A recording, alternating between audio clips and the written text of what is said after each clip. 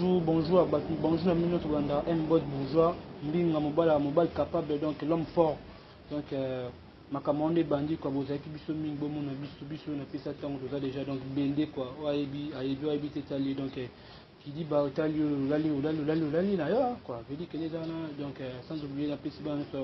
il y a des sons Bimba, Brazzaville, le monde entier, un boy, Mbinga bourgeois, donc, donc moi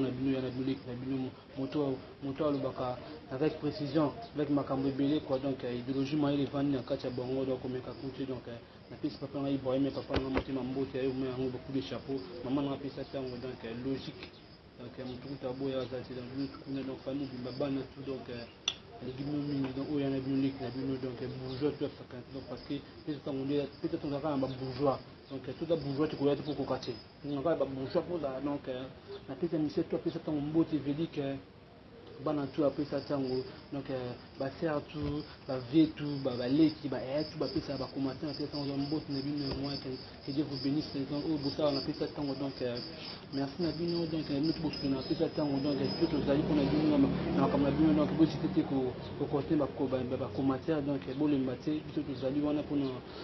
répondre Nabino na occupation Nabino donc aux amis donc la bourse ne va pas Ibrahim na oyo conseil donc ça va bien quoi.